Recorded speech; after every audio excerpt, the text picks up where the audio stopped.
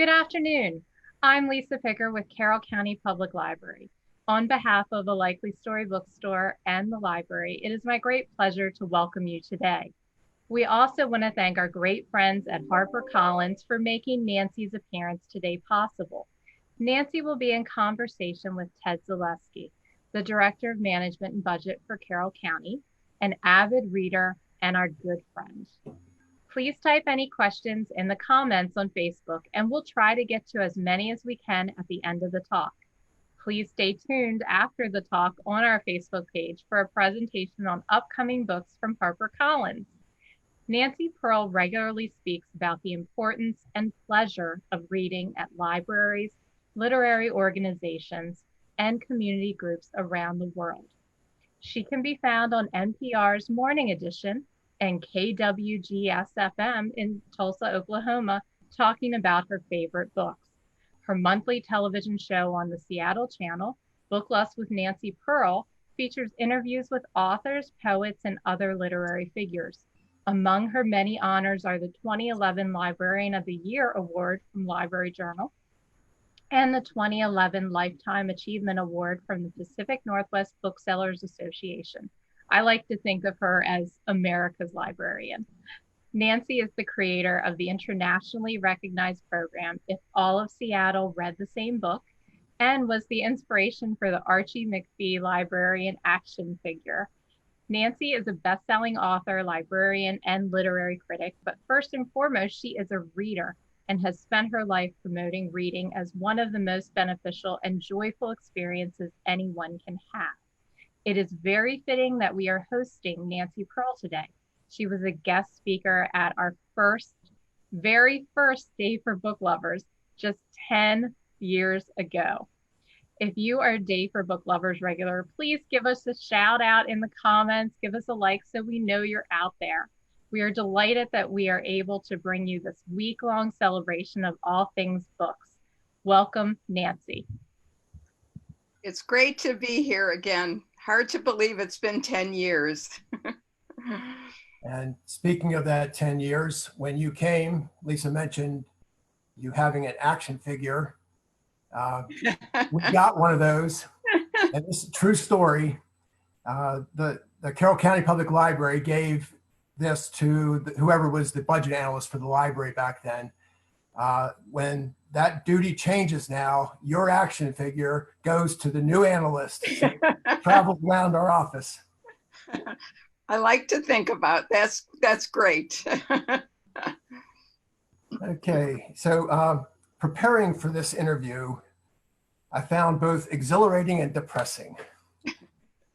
Exhilarating, and I was introduced to so many books and writers that I was not only didn't know, but just was unaware of, but also depressing in a way, thinking, how did I not know about these people? How have they gone this long? And, I'm reading all these things they've done, and I don't know who they are.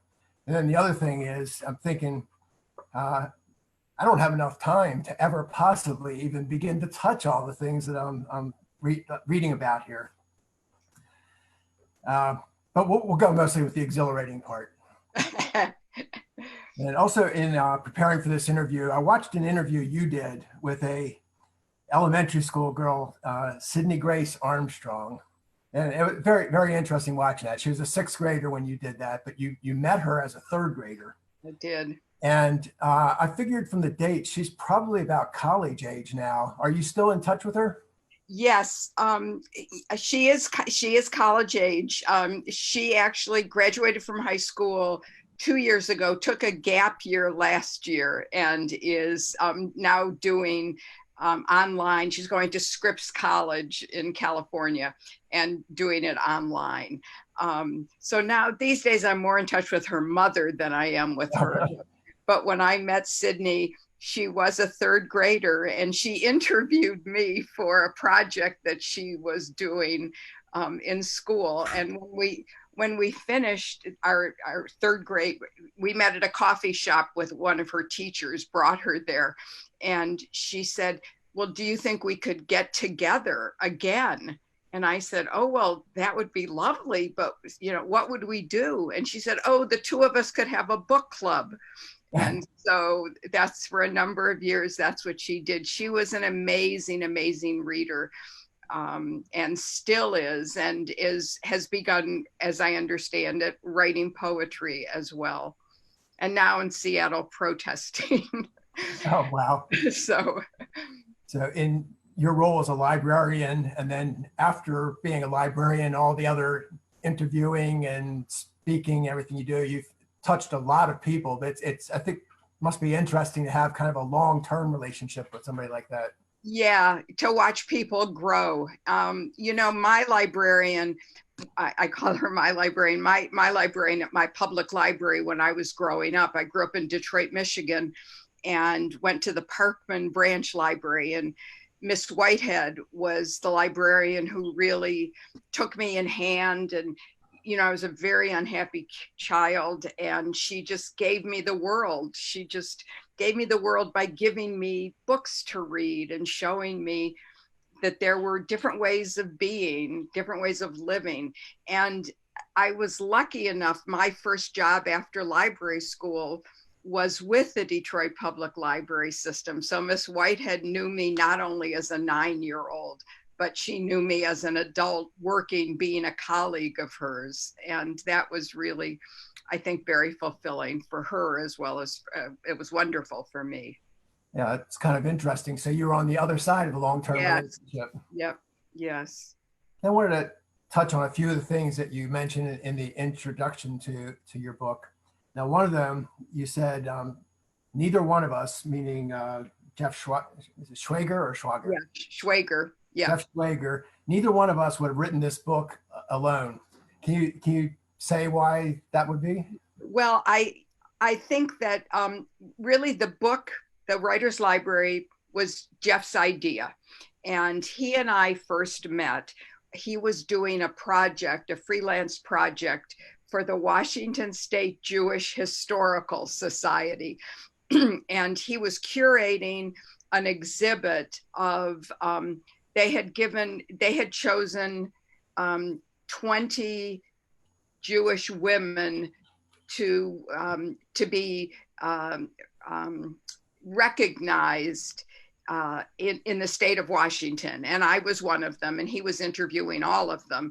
And during the interview that Jeff did with me, we discovered really the interview got taken over by us talking about books, and the books that he loved, the books that I loved. He's much younger than I am, and I immediately started thinking of him as this little brother who grew up loving to read as much as I did.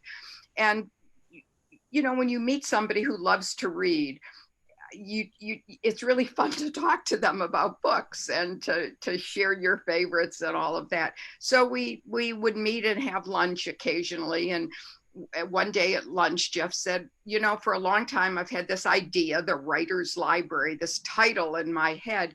And wouldn't it be fun to go out and go to these writers' houses? Jeff is like incurably nosy. I mean, that's what he loves. And so, to go to these writers' houses and take beautiful pictures of their libraries, like exactly what you have behind you, and do it as a coffee table book. And I said, I'm really not a coffee table book kind of person, and that doesn't interest me very much at all. What I would be interested in is interviewing writers. And I have had this TV show for about since 2005, where I do interview a writer every month. I said, and wouldn't that be fun to go and, interview these writers and have the Writer's Library be a book of interviews, just interviews, no pictures. And we checked with my agent, and she said, no, Nancy, no coffee table book. That's not your brand.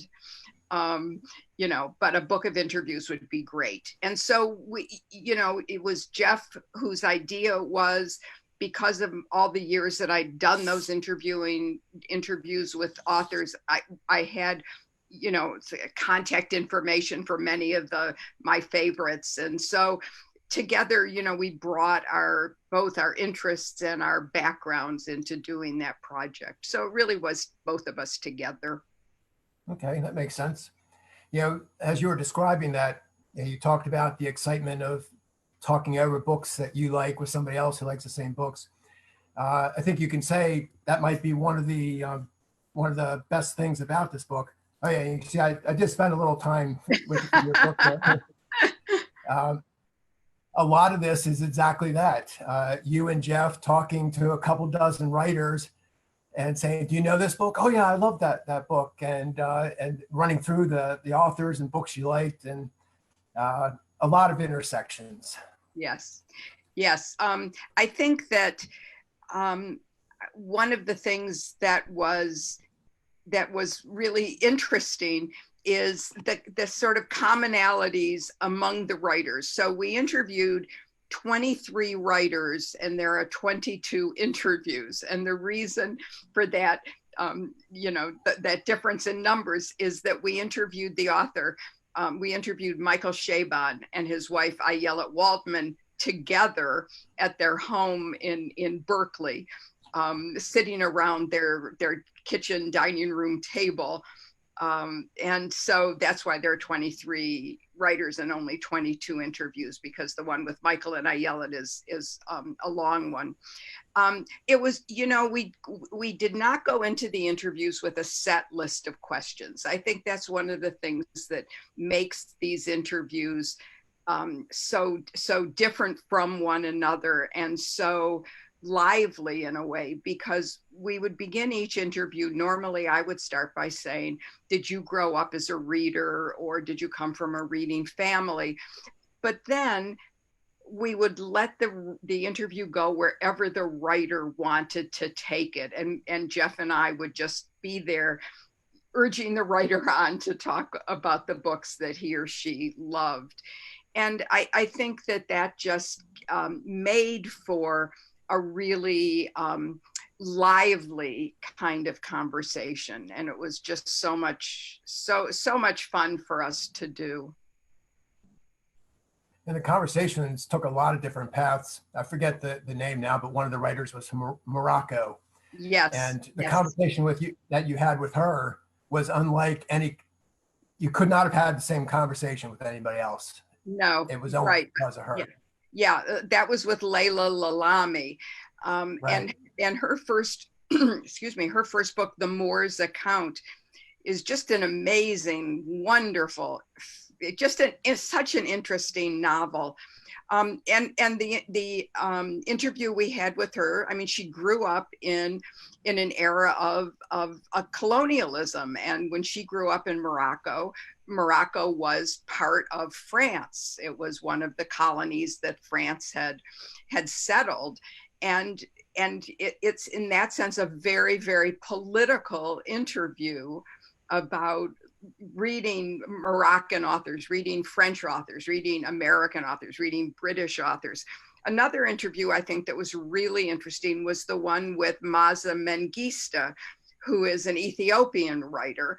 And her new novel was just named one of the long list for the Booker Prize in England, which is just great. But she talks in that book about coming to the United States as a child, coming from Ethiopia as a child, and what that was like, and how her experience as a child leaving Ethiopia at a time of war really influenced the kind of books that she's interested in writing and interested in reading. So, we get that. And then on the other hand, kind of polar opposite in a way, we get this fascinating, just a wonderful interview with T.C. Boyle at his home in Montecito, California. Either the first or the only Frank Lloyd Wright prairie style home west of the Mississippi, and what that was like. So, each interview was so different from every other one. Russell Banks talking about his experiences with his fourth grade teacher, Mrs. Dougherty, and how she really encouraged his reading in a most unusual way. Is that the one where she sent them out to build a model of what was it, Yes. Argentina? Yeah, Brazil. Yeah. Yes. Because he was such a badly behaved little boy that no teacher wanted him in their classroom. So she asked the janitor to get a big piece of plywood and have him do this map of Brazil for the whole semester. Yeah. Quite an interesting idea for a teacher to have. Yes. In Totally. the introduction, one of the things you say is that you wanted to consider the question, how does the practice of reading inform the writer? And you never really came back to that question. Did you draw any conclusions? I think the only we certainly never came back to it explicitly, but I think that the conclusion that we came to, excuse me, the conclusion that we came to is that to be a great writer, you have to be a great reader. And I was reminded all the time of something that the great writer Ernest Gaines once said in a program that he did in Seattle. Someone asked him, as they always ask writers, do you have any advice? I want to be a writer. Do you have any advice for me? And he said, yes, I have 8 words of advice. Read, read, read, read, write, write, write, write. And all of these writers, whether or not they grew up as readers, are readers now and know how important it is and use the books that they read to help them write better in an interesting way. I mean, Dave Eggers talks about how he wasn't a reader as a child, that he was a little dyslexic, and Richard Ford talks about his dyslexia as a kid as well. But Dave Eggers said it wasn't until he was in high school that he became a reader. And he said that the book that turned him into a reader was the book Dune by Frank Herbert. And you remember he talks about that for 2 or 3 days, there he was in Dune, in that place that Frank Herbert built, that world that Frank Herbert created. And I think that's one of the other interesting things about the book, is that so many of these writers, the books they read as young people were science fiction and fantasy. And I was like stunned at how many of the writers talked about Watership Down by Richard Adams, and which is just, it was published, I think, in 1972. It was, a big success. It's a book about rabbits, but when you read Madeline Miller, so Madeline Miller is one of the people we interviewed, and she wrote Circe and A Song of Achilles, just wonderful, wonderful books based on Homer, based on the Odyssey and the Iliad. She talks about how important Watership Down, she talks about her experience reading Watership Down, and how it's really, in a way, a classic telling of it's a great heroic saga. And she talks about the experience of reading the last 100 pages and how amazing that was to her. So many of the writers talked about Watership Down. And 2 of the writers, Charles Johnson, who wrote The Middle Passage, which won the National Book Award about the slave trade, and Jonathan Lethem, who wrote many of my favorite books, both talked about how important the author Philip K. Dick was to them, another kind of science fiction writer. And so you see these kind of connections between writers, among writers who are ending up writing very, very different kinds of books. Yeah, I felt that science fiction connection too, and lots of books that were big in my life. Yes. And I definitely had the same reaction to Watership Down that you just described. Yeah. In fact, I have a question. I would have brought that up if you hadn't brought it up. Yeah, it was just amazing.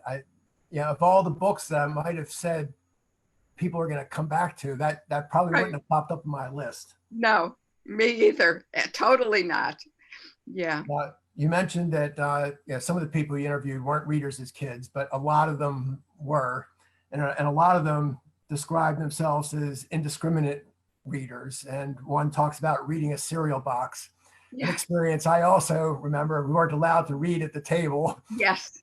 so I read cereal boxes, and that got me thinking about, clearly there generally wasn't much of interest on a cereal box. So is there just something about the act of reading, even if it's nothing interesting to read? Right. Have you ever thought about that? Yes, because we had a rule in my childhood home that if there were all four of us eating, then we couldn't read. But if there were just three of us, which meant if my father weren't at the table with us, then we could read. Uh-huh. So, we frequently sat with books, and got a lot of good reading done at dinner. Right. I think for me, I don't know if it was this way for you. For me, as a child, and still, I read to escape. I read to get out of this world and into another world. And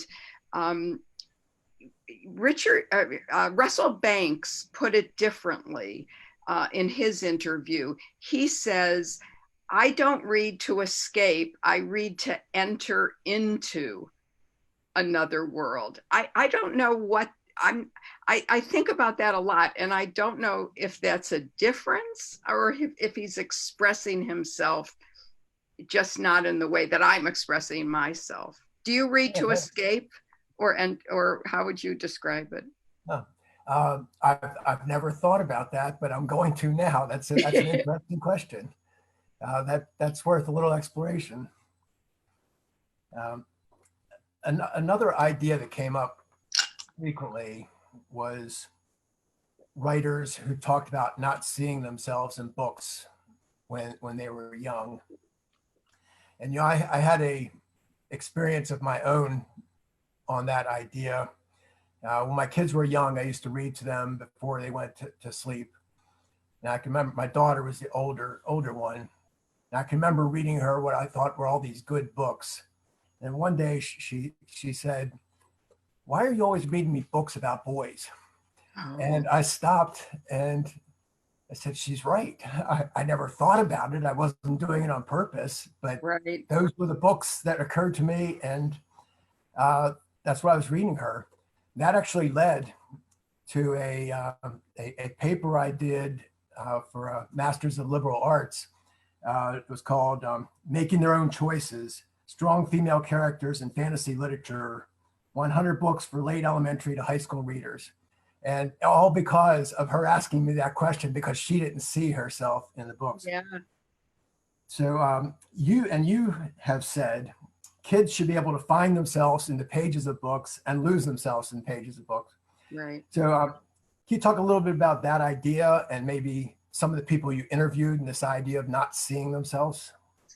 Yeah, it was, I've always felt that if a child is not enjoying reading, that it's really because we as librarians or teachers or parents have not found that book, that right book that will, as Dune did for Dave Eggers, that will not open the world of books. We haven't found that book that's the key to the door that opens that world.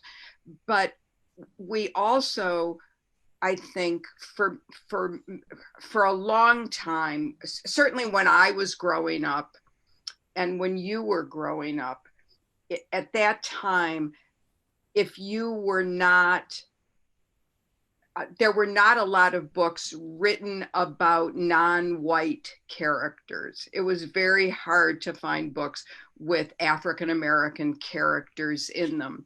And I can remember there was a wonderful novel by Doris Gates for kids, for like I was a horse and dog lover. That's all I read till Miss Whitehead took me in hand. But there's a book called Little Vic, which is about an African-American jockey.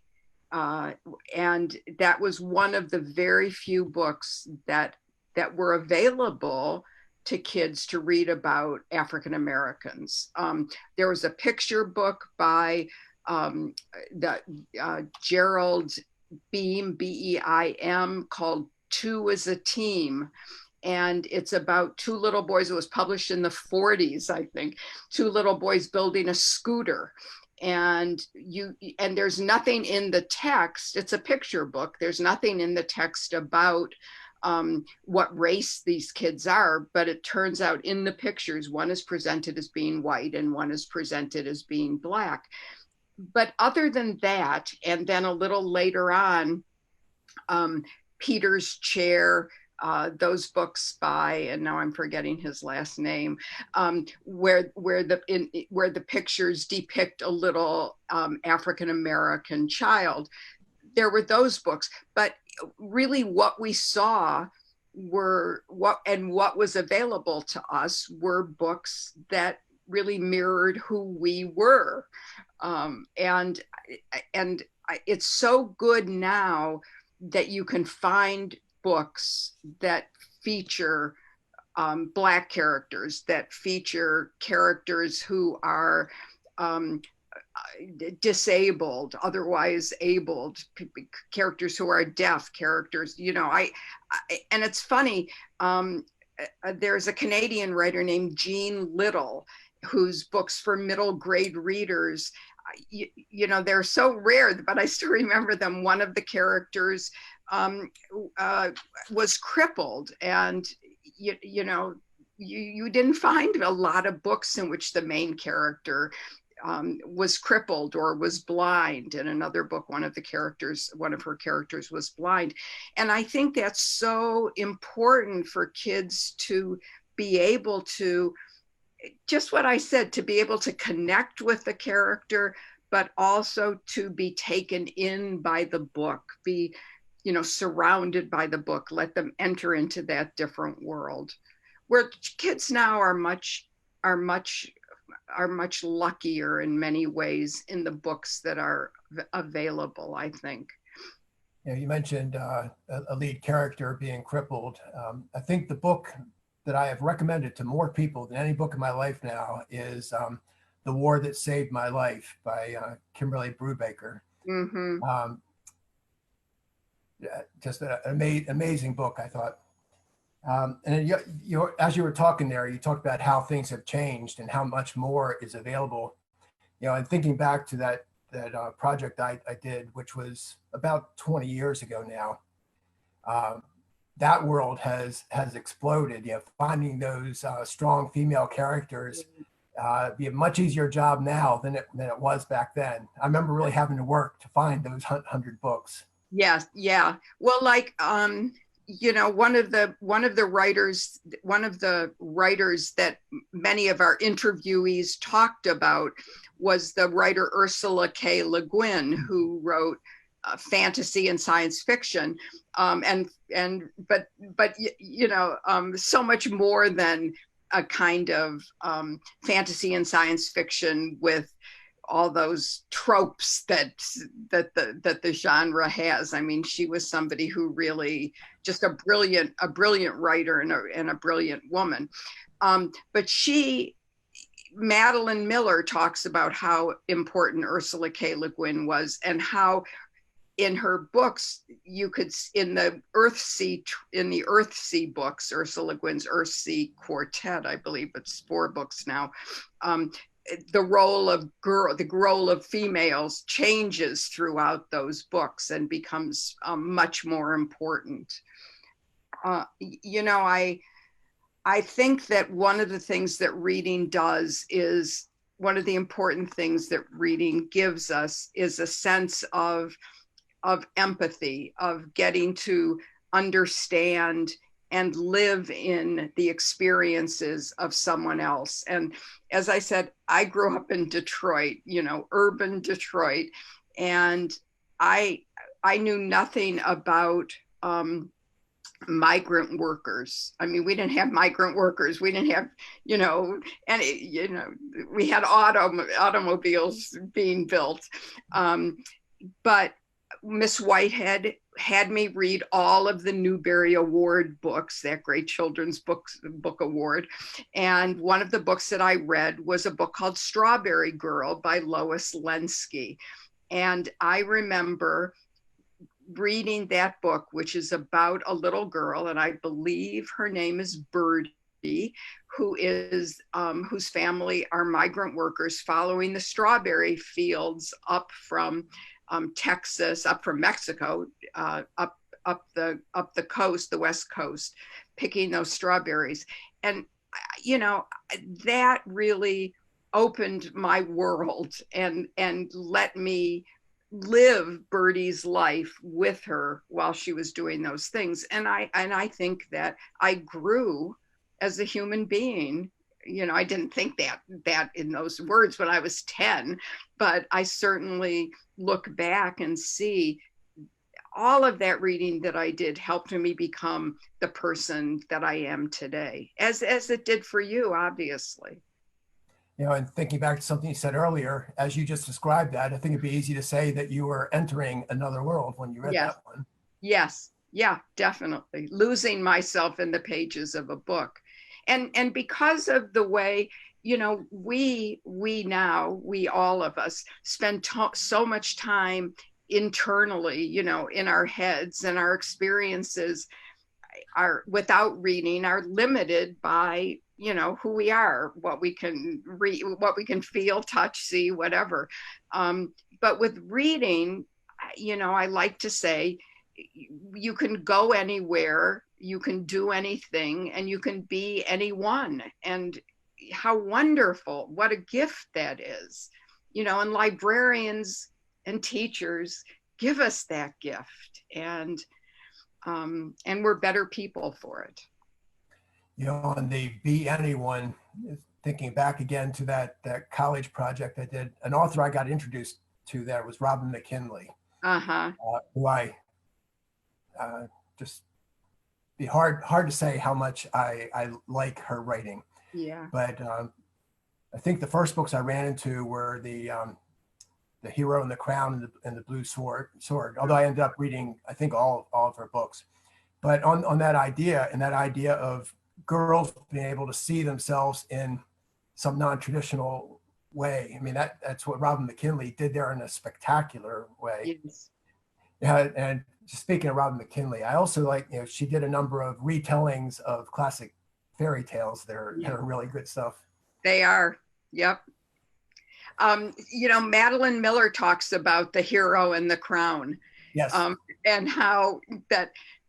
Now, my favorite Robin McKinley is Sunshine, which is about a young woman, an older teen. I guess she's in her maybe late teens, but Sunshine is my favorite. And I said, "Oh, Madeline, did you like Sunshine as much as I did?" And Madeline said, "I have to say I didn't like it as much as you did, Nancy, because my favorite was the Hero and the Crown, and that's the book that I wanted to read again and again. And I wanted to find that book in every one of Robin McKinley's books." So, yeah.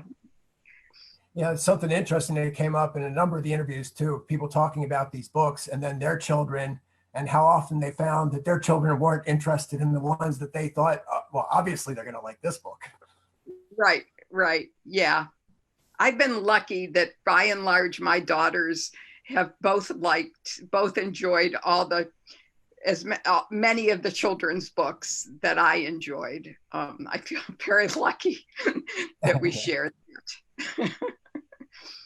Now, in your conversations with the writers, it wouldn't be surprising at all that talking about good writing would come up. But I was struck by something.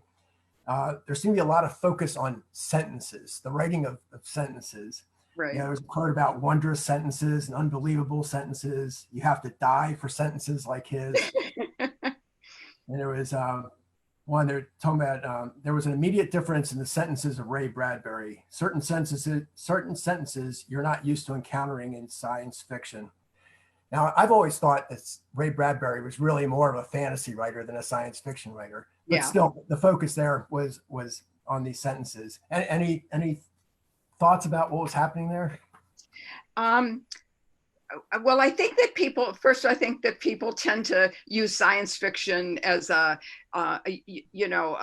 term to encompass fantasy as well. So, but I think that when you're talking to writers, they're always going to go back to the level of the sentence, because that's what makes up the book. And so a lot of people talked about, when I talk about a writer like Donna Tartt, I talk about how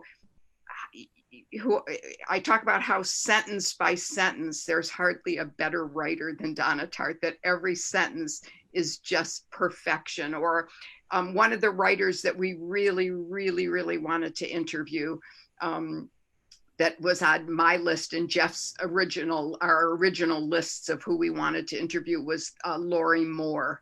And I think Lori Moore is probably one of the greatest short story writers ever. And it's because her sentences just sing. They're the kind of language that you just want to underline. You want to like nudge the person sitting next to you on the bus and say, listen to this sentence, that kind of thing. So I think that it's kind of natural that writers would be really interested in talking about their fellow writers who do that kind of thing. I mean, one of the writers that we didn't interview that I wish we had is the writer Pete Dexter. And my favorite book of his is The Paperboy. But maybe my favorite of his is called Spooner, which is kind of an autobiographical novel. But then there's The Paperboy. And The Paperboy opens with this, a sentence that's just fabulous. The first line of The Paperboy is, "My brother Ward was once a famous man." And I mean, that just opens up the book, because, that once, that use of once is just changes everything in that sentence. So I thought that was really, really interesting. Yeah. So with one sentence, you start to have questions. Okay, so why was he famous? How did he get to be famous? What happened? How did he lose? Exactly. Yes. One thing that I was struck by in the interviews was how so many of the writers used reading to teach them how to write, and really consciously used writing to teach them how to write. And Andrew Sean Greer talks about that, but Lori Frankel, whose most recent novel was called This Is the Way It Always Is, when we interviewed her, she said she was working on her new novel, which is called 1, 2, 3, coming out in 2021, and it's told from multiple viewpoints. And she said, at that time when we said, what are you reading now? She said, I'm reading all the books I can find that are told with multiple viewpoints, so I can see how other writers handle it. That I thought that was really interesting, because that isn't how I read, and that isn't why I read. Yeah, I think that's true of me as well. Although I do find that when I'm preparing for interviews, I read in a very, very different way than I just do for myself. Yeah. But, on the idea of tearing apart books actually takes me to another question I had. I didn't know if I was going to get to it or not, but since you went there, we will now. Well, not so much a question, but just to build on what you said. I did an interview with Angie Kim on a book called Miracle Creek. And in the interview, she was talking about how she tore apart a book that got mentioned in your interviews, Mystic River by Dennis Lehane. And she said she literally tore apart his book. She had pages all over the floor saying, okay, how did he do that? How did he go from here to here? Right. And she literally used it as kind of her course on figuring Right. out how to write her book. Yeah, and I think that if you read a lot of books on how to write, you see that that's what the advice is to really analyze a book that you want your book to do, to give you the same feeling that this other book did. You know, I wrote my I never thought I would write fiction, a novel. I never thought I would write fiction. But I wrote I wrote a novel in 2000 that was published in 2017 called George and Lizzie. And in that process of writing that novel, I started to see in the novels that I was reading the scaffolding of those novels. I mean, I started to see how they were put together, and I wasn't, and really in many ways that spoiled the reading for me, because I didn't want to see that kind of building of the novel. I just wanted to read the novel. So it was an interesting experience for me. Yeah, I think I watched somebody interviewing you, and you were talking about the writing of that book. And it was interesting because an idea often comes up, how do you know where your book is going when you write it? And you have some writers who have it all planned out, and then they just have to fill it all in. And then others who don't have any idea. Now yours was one of the, I don't have any idea. You talked about, I saw this thing happening. I saw somebody saying this, and you started collecting all these pieces, and then the book started building from there. And another idea, if we have time, I hope to get to talk a bit for a minute, at least, about your reader's advisory. But you talk about how you like books to grow out. I think you said that out of the character of the characters. Right. That's kind of, in your writing that one piece of fiction, that's what happened. Yes, exactly. Yeah. For me, and this was since I was a kid, what was important to me was what we called character development in my college English classes, high school English classes. I mean, for me, it's always about the people, and I want the action to grow out of who they are. I'm not interested so much in plot. I'm not interested in having the novel. I don't want the characters to fit into the plot. I want the characters to move the plot. I want the characters to be in charge of the plot. And I think you'll really like this quote. Vladimir Nabokov, a lot of when you interview a lot of writers, they say, oh, I had no idea what was, what you said, what was going to happen. My characters just acted on their own. I sat back and watched as the characters acted. And someone said to Vladimir Nabokov, do your characters just ever surprise you? And he said, absolutely not. I mean, he said, my characters do exactly what I tell them to do. And he said it in a much more, with a kind of Russian, French accent, which I'm not going to try to do. But yeah. Now, a writer that I don't remember coming up in your book, Ann Tyler, would seem to be kind of the perfect example of what you're talking about. I mean, her books are all about her characters. And I was surprised that Ann Tyler didn't come up in this book. We would have loved to interview Ann Tyler. And I have to say, for many years, when someone said, who is your favorite writer, it was Ann Tyler, because you get, I mean, they're so character driven and they're so wonderfully written. The Clockwinder, Searching for Caleb. And you can always tell a good clue. I say this in my reader's advisory workshops for librarians. You can always tell that a book is character driven, or a good clue to a book being character driven is if the title is a description of a character, or it's the character's name. So Searching for Caleb, The Clockwinder, and you could go down the library shelves or the bookstore shelves and you could point out those books. You can look for those books with the character's name as the title.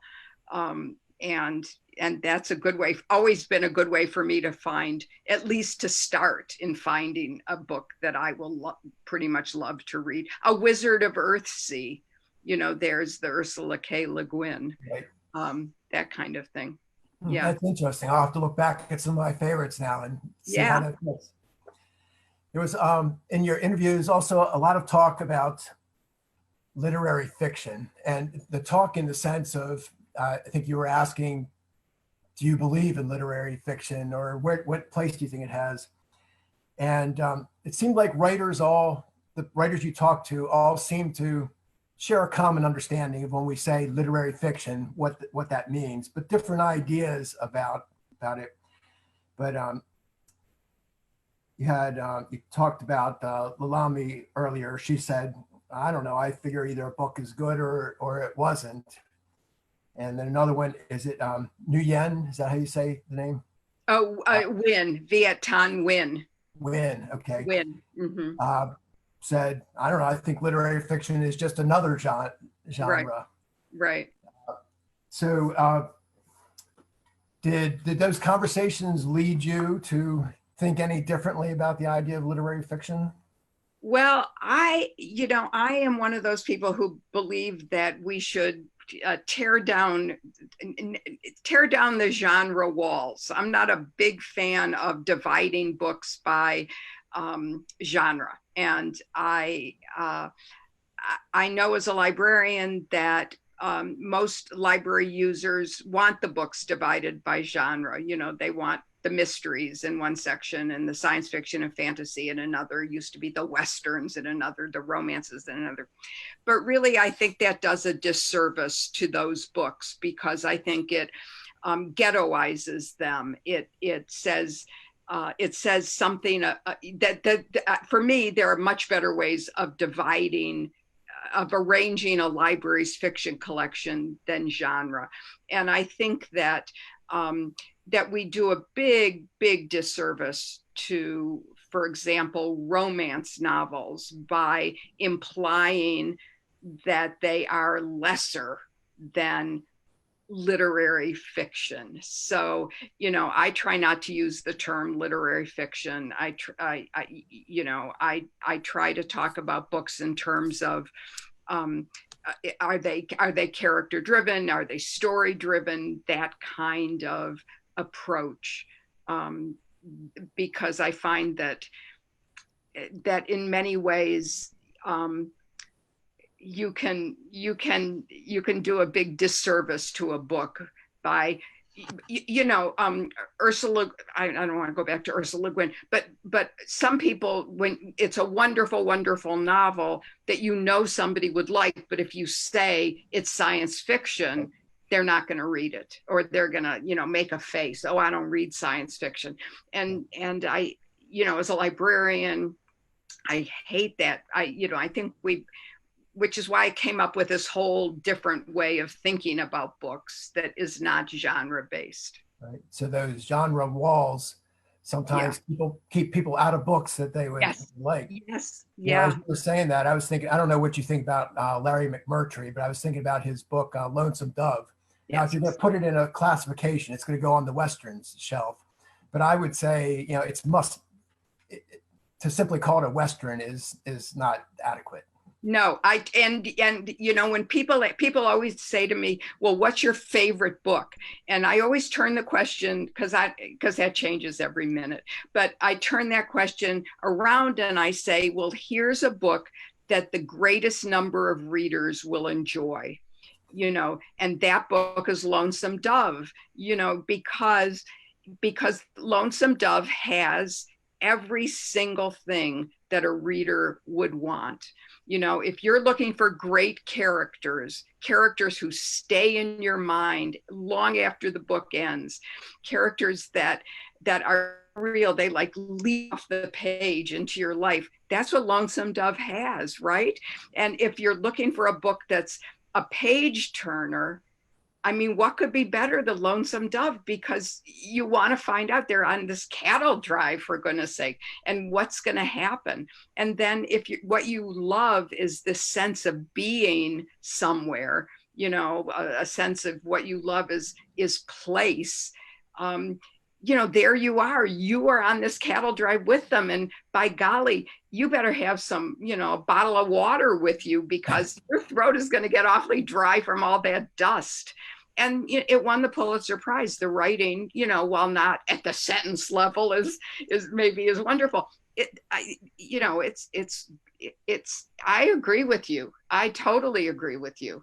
And to say it's a Western is, unfortunately, to consign it to a part of the library where some people will never ever go. So Lonesome Dove, when somebody said, you know, when I don't know someone's reading taste, that I don't have time to talk to them about it, you know, and they say, well, what's a suggestion for a good book? Lonesome Dove is a book that I think, you know, whatever kind of reader you are, whatever you're looking for, you can probably find it in Lonesome Dove. So nice to find a fellow Lonesome Dove person. Thank you. Wow. Yeah. So another idea that came up in another interviews was people changing over time as you reread books. And a guy a few years ago, Heraclitus, said, "No man ever steps in the same river twice, for it's not the same river and he's not the same man." Now with books, arguably the books don't change, but the people reading the books do change. Right. And I think in the same way, you can say you can never really read the same book twice. Even Right. having read the book once changes how you're going to read it a second time. Yeah. So this came up in a number of your conversations. I think it's a pretty important idea. I think so too. And I think that's the danger of rereading. So I think there are two aspects of that. One is that no two people ever read the same version of a book. That's what makes book clubs so interesting. You know, when you are reading a book, you are bringing to that book everything that's ever happened to you in your life up to that point. And no one else has those similar experiences. I mean, in a very real way, you are creating the book that you are reading. You and the author are creating that book. And Paul Auster, the novelist, short story writer, essayist, wonderful writer, Paul Auster actually says in an essay that when he's writing a book, he leaves room for the reader. And in the end, he believes that that the finished book is created by him and the reader. So what that means is that when you have read a book that you loved and you then reread it 10 years later, you're not the same person that you were. You know, the example that I give in the book, I think talking to Richard Ford, is about the book The Moviegoer by Walker Percy, which I read when I was about 18, and I loved that book so much. I was this very depressed 18-year-old, and I identified with the main female character, who was also a depressed, you know, around that same age. And then I read it 30 years later because I was going to assign it to a library school class I was teaching. And I wasn't 18. I wasn't depressed. I couldn't identify with the main character. It was a totally different book. So I'm a big rereader, but I know every time I go back to reread a book, I'm taking a chance. You know, I mean, it's a chance that I'm not going to like that book at all the same way I liked it as I did the first time. You're trying to get our attention, Lisa? Oh, I have just a few questions and comments that have come through. Before you go to them, can I get just two short things in here? Sure, yeah. First, Nancy, this is just a very specific comment. Now, a guy named John Gardner came up in several interviews, but in one, interview with T.C. Boyle. He said, I don't know if anyone in America except me has read it, meaning his book Grendel, in the last 20 years. If you ever have a conversation with him again, you can tell him I have read it in the last 20 years.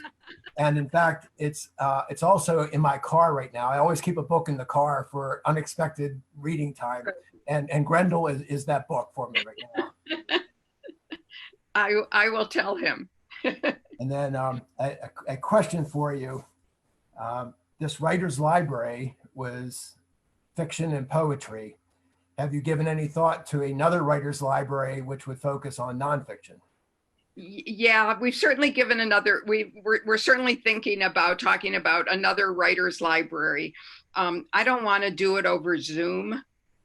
You know, I think one of the joys of the book, The Writer's Library, is that we actually went to these writers, you know, to mostly their homes, which is where we did the interviews. And I think that face-to-faceness, you know, that being just sort of close enough to touch really made a difference in those interviews. But nonfiction, we tried to get some nonfiction writers for this book, and we just couldn't arrange, you know, just don't work out. So nonfiction would be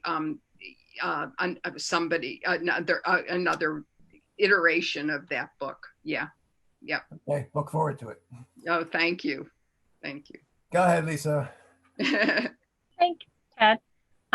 We have from Sharon, great program. Thank you for the opportunity to be with others who love books and reading. She says it's so interesting to hear from writers' perspectives as well. We also have greetings from Lynn Wheeler. And we have one question. This is for Ted and Nancy. With being online and using Zoom, our libraries are now all on display. What do you hope yours tells about you? Oh, good question. Well, I'll start and then Ted can do it. So the room that I'm in is, we call our office, and all the books behind me, although you can see that during this pandemic, I've been doing lots of 1,000-piece puzzles, and I got a pile of puzzles there too. But these are all books that I have gotten from publishers to review. I'm not going to get to, you know, no, I don't think so, but they're all there. Ted, this is your library, huh? Your home library? Some of it. I've never had a question before. This kind of a change. Thinking real quickly, if I wanted to answer that, I think if somebody looked at it, I would want them to say, wow, you read a lot of different stuff. Yeah. Okay, wonderful.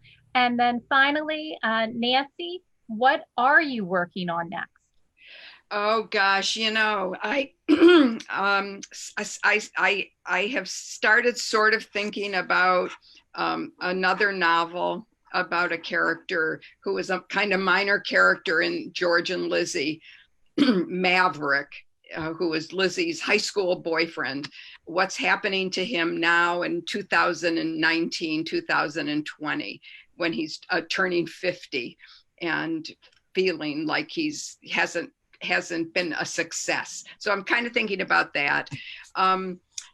But mostly I'm having a lot of fun on Twitter, which is the social media thing that I do the most on, and then Facebook.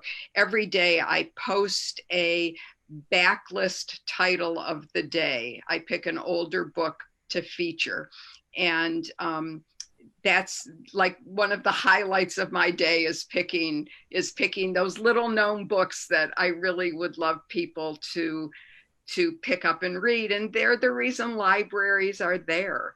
I mean, it's these books that are no longer on the new bookshelf that we can highlight for readers. So my Twitter handle, if anybody wants to, you know, follow that, is just Nancy and then _Pearl.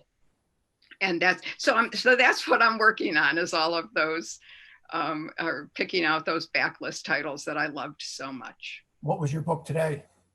Oh, I haven't. Oh, the book today, actually, I mean, I picked out the books. They're two old mass market paperbacks by a writer named Charity Blackstock. And I have to say, no library would have these now, except, yeah, I don't think.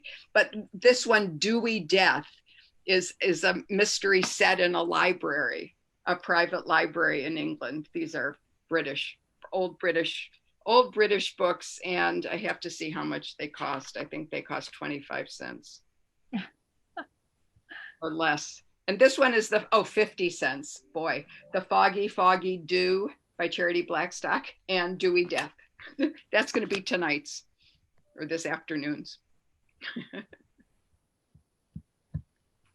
Wonderful. Well, on behalf of Carroll County Public Library and a Likely Story Bookstore, I did put the link. You can check out more books from Nancy Pearl, of course, at the library. And also you can purchase them through our partners at a Likely Story Bookstore. Please support them.